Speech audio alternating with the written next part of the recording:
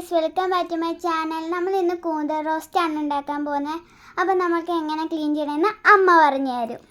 Hi guys, അപ്പോൾ നമുക്കിത് clean ചെയ്യുന്നത് വീഡിയോയിൽ കാണുന്ന പോലെ തലഭാഗം നമുക്ക് ഈ ഉടലിൽ നിന്ന് വേർപെടുത്തിയെടുക്കണം. അതിനകത്തു നിന്നൊരു റീഫില്ലർ പോലത്തെ ഒരു സാധനമുണ്ട്, കണ്ടോ? അതിനകത്താണ് ഇത് ഇവർ മഷി ശേഖരിച്ച് വെക്കുന്നത് കേട്ടോ. ഇതിന് മഷിക്കൂന്തൽ എന്നാണ് ഞങ്ങളുടെ നാട്ടിൽ പറയുന്നത്. ഓരോ നാട്ടിൽ ഓരോ പേരാണ്. നിങ്ങളുടെ നാട്ടിൽ എന്താ പറയുന്നതെന്ന് ഒന്ന് കമൻറ്റ് ചെയ്യുക. ഇനി നമുക്ക് ക്ലീൻ ചെയ്യുന്നത് എങ്ങനെയെന്ന് നോക്കാം. ഇതിൽ നിന്ന് നമ്മുടെ ആ ഒരു റെഡ് കളറിലൊരു പാട കണ്ടോ, അത് നമുക്ക് നന്നായിട്ട് ക്ലീൻ ചെയ്യണം. വെള്ളത്തിൽ മുക്കി വെച്ച് കഴിഞ്ഞാൽ പെട്ടെന്ന് തന്നെ വെള്ളത്തിലൊന്ന് മുക്കിക്കഴിഞ്ഞാൽ പെട്ടെന്ന് ഇത് ക്ലീൻ ചെയ്യാൻ പറ്റും. ഇത് വയറ്റിൽ പോകാൻ പാടില്ല കേട്ടോ. വയറ്റിൽ പോയി കഴിഞ്ഞാൽ നമുക്ക് വയറുവേദന ഉണ്ടാവും. പിന്നെ എന്താ പറയുക, കുഞ്ഞുമക്കളൊക്കെ കഴിക്കുന്നതല്ലേ, അലർജി ഉണ്ടാവും. ചില കുട്ടികൾക്കല്ല വലിയവർക്കായാലും അലർജി ഉണ്ടാവും. അപ്പോൾ നമ്മൾ ആ പാട നന്നായിട്ട് ക്ലീൻ ചെയ്യണം. ഒരു തരി പോലും ഉള്ളിൽ പോകരുത്. ഞാൻ നന്നായിട്ട് ക്ലീൻ ചെയ്യുന്നുണ്ട്. അതിന് ചിറക് പോലത്തെ 2 വശങ്ങളുണ്ട് കേട്ടോ. അതൊന്നും നമുക്ക് ഉപയോഗിക്കാം കേട്ടോ, അത് കളയേണ്ട കാര്യമില്ല.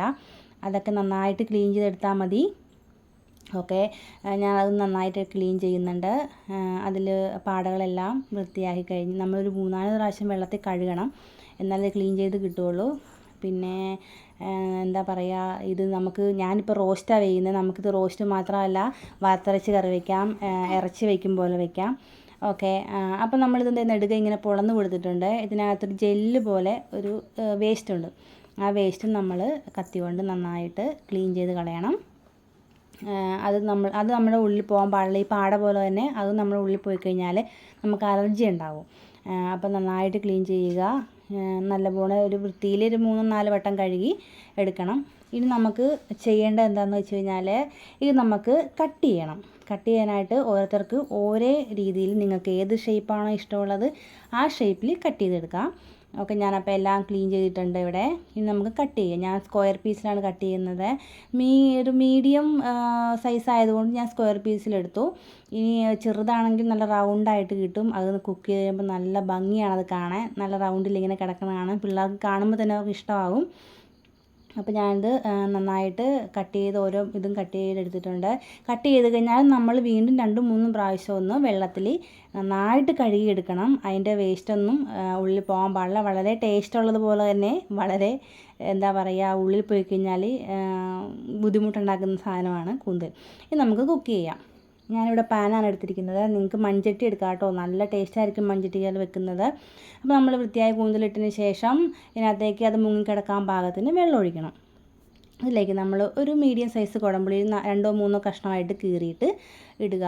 ഒരു 1/2 ടീസ്പൂൺ മഞ്ഞൾപ്പൊടി ഇടണം. അതിന് ശേഷം പാകത്തിന് ഒരു 1/2 ടീസ്പൂൺ ഉപ്പും ചേർത്ത് നന്നായിട്ടൊന്ന് മിക്സ് ചെയ്ത് കൊടുക്കുക. എന്നിട്ടൊരു 10 മിനിറ്റ് നമ്മളൊരു മീഡിയം തീയിൽ വെച്ചാൽ മതി കേട്ടോ. നന്നായിട്ടൊരു 10 മിനിറ്റ് വേവിച്ച് വെക്കുക. 3/4 ഭാഗം വെന്താൽ മതി. ഇതിന് ശേഷം നമുക്ക് വേവിക്കാനുണ്ട്. ഒരു 3/4 ഭാഗം വെന്ത് കഴിയുമ്പോഴത്തേക്കും നമുക്ക് ഇതുപോലെ നന്നായിട്ട് വെന്ത് കിട്ടും. ഇതിലേക്ക് നമ്മളിനി കുറച്ച് കാര്യങ്ങൾ ചേർത്ത് കൊടുക്കാനുണ്ട്.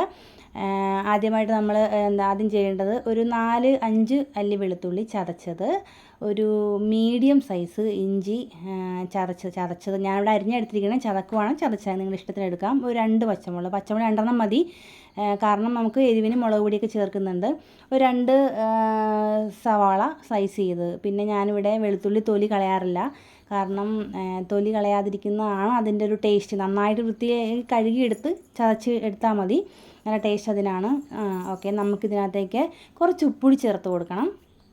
സവാളയ്ക്കും ഒക്കെ വേണ്ടിയുള്ള കുറച്ച് ഉപ്പുപൊടി ചേർത്ത് കൊടുക്കാം. എന്നിട്ട് വീണ്ടും നമ്മളൊരു 10 മിനിറ്റ് കുറഞ്ഞ തീയിലിട്ട് ഒരു 10 മിനിറ്റ് ഒന്നുകൂടി നമുക്ക് വേവിച്ചെടുക്കണം. കാരണം ഈ വെള്ളമൊക്കെ ഒന്ന് പറ്റി സവാളയൊക്കെ ഒന്ന് വെന്ത് അതിൻ്റെ ആ പച്ചമണമൊക്കെ പോയി നല്ല റെഡിയായിട്ട് കൂന്തൽ കുറച്ചുകൂടി ഒന്ന് വെന്ത് കിട്ടണം. ഓക്കെ, നമുക്ക് ഇത് വെള്ളമൊക്കെ പറ്റി ഇതുപോലെ വീഡിയോ കാണുന്ന പോലെ നന്നായിട്ട് വെള്ളമൊക്കെ പറ്റിയിട്ടുണ്ട്. ഇതിലേക്ക് നമുക്ക് പൊടികൾ ചേർത്ത് കൊടുക്കണം. 2 ടീസ്പൂൺ മല്ലിപ്പൊടി ചേർത്ത് കൊടുക്കാം. അതിന് ശേഷം നമുക്ക് ഒരു ടീസ്പൂൺ മുളക് പൊടി മതിയാവും, കാരണം അധികം എരിവ് വേണ്ട. നമ്മൾ ഓൾറെഡി പച്ചമുളക് ചേർത്തിട്ടുണ്ട്. പിന്നെ അതുകൊണ്ട് നമുക്ക് ഒരു ടീസ്പൂൺ മുളക് പൊടി മതിയാവും. അതിലേക്ക് നമ്മൾ വീണ്ടും ഒരു മണത്തിനും ആ ഒരു ടേസ്റ്റിനും വേണ്ടി നമുക്കൊരു 1/4 ടീസ്പൂൺ കുരുമുളക് പൊടിയാണ് നല്ലത്. ചതച്ചിടുവാണെങ്കിൽ നമുക്കത് കടിക്കുമ്പോഴത്തേക്കും കുട്ടികൾക്കതൊരു ബുദ്ധിമുട്ടാവും. പൊടി മതി. പിന്നെ ചേർക്കേണ്ടതെന്ന് വെച്ചാൽ ഒരു 1/2 ടീസ്പൂൺ ഗരം മസാലപ്പൊടി. ഞാനിവിടെ വീട്ടിൽ തന്നെ പൊടിച്ച ഗരം മസാലപ്പൊടിയാണ് ചേർത്തിരിക്കുന്നത്. മസാലക്കൂട്ട് വാങ്ങിച്ചിട്ട് വറുത്ത് പൊടിച്ചെടുക്കുന്നത്. അതിന് പ്രത്യേക ഒരു മണവും പ്രത്യേക ഒരു ടേസ്റ്റുമാണ് അല്ലേ. ഓക്കെ, നമ്മളിതിലേക്ക് ഇനി ചേർക്കേണ്ടത് ഒരു teaspoon meet masala. Chicken masala ചേർക്കാൻ ഞാൻ മീറ്റ് മസാലയാണ് ചേർത്തിരിക്കുന്നത്. ഇനി നമുക്ക് നന്നായിട്ട് എല്ലായിടത്തും എല്ലാ ഭാഗങ്ങളിലും വരുന്ന പോലെ നമ്മൾ നന്നായിട്ടൊന്ന് മിക്സ് ചെയ്ത് കൊടുക്കുക. ഇനി നമുക്ക് ഇതിലേക്ക് ചേർക്കേണ്ടത് വെളിച്ചെണ്ണയാണ്. നമ്മൾ ഇത്രയും വെള്ളത്തിലല്ലേ വേവിച്ചത്, ഇനി നമുക്കത് റോസ്റ്റായി വരണമെങ്കിൽ വെളിച്ചെണ്ണ ചേർക്കണം. അപ്പോൾ ഞാനിതിലേക്ക് ഒരു 2 ടേബിൾ സ്പൂൺ വെളിച്ചെണ്ണ കൂടി ചേർക്കുന്നുണ്ട്. ഞാൻ ഡയറക്റ്റ് കുപ്പിയിൽ നിന്നാണ് ഒഴിക്കുന്നത്. നിങ്ങൾക്ക് അളവ് മനസ്സിലാൻ വേണ്ടി ഞാൻ പറഞ്ഞു തരുന്നത് 2 ടേബിൾ സ്പൂൺ മതി. നമ്മൾ 2 ടേബിൾ സ്പൂൺ വെളിച്ചെണ്ണ ചേർത്ത് കഴിഞ്ഞിട്ട് ഒന്നുകൂടി ഒന്ന് മിക്സ് ചെയ്യുക. പിന്നെ ഒരു മിനിറ്റ് ഇടവിട്ട് ഇങ്ങനെ മിക്സ് ചെയ്ത് ഒന്ന് ഇളക്കി കൊടുത്തുകൊണ്ടിരിക്കുക. തീ കുറച്ചിട്ടിട്ട് 2 മിനിറ്റ് ഇടവിട്ട് ഒന്ന് ഇളക്കി കൊടുക്കണം. അപ്പോൾ നന്നായിട്ട് മൊരിഞ്ഞ് ഒന്നുകൂടി മസാലയൊക്കെ പിടിച്ച് നല്ല എന്താ പറയുക റോസ്റ്റായിട്ട് വരും. അപ്പം നമ്മൾ നന്നായിട്ട് ഇളക്കി കൊടുത്തു. ഇടയ്ക്കിടയ്ക്കൊന്ന് ഇളക്കാൻ മറക്കരുത് കേട്ടോ, അല്ലെങ്കിൽ അടിക്ക് പിടിക്കും. നന്നായിട്ട് ഇളക്കി കൊടുത്ത് കഴിയുമ്പോഴത്തേക്കും ഏകദേശം ഇത് പാകമായിട്ടുണ്ട്. ഇപ്പം നമുക്ക് ഇതിനകത്തേക്ക് ഒരു പിടി നല്ല ഫ്രഷ് കറിവേപ്പില, അതിൻ്റെ ഒരു ടേസ്റ്റ് ഒന്ന് വേറെയല്ലേ. അപ്പോൾ അത് ചേർത്ത് കൊടുക്കുക. അപ്പം നമ്മുടെ കൂന്തൽ റോസ്റ്റ് തയ്യാറാക്കിയിട്ടുണ്ട്.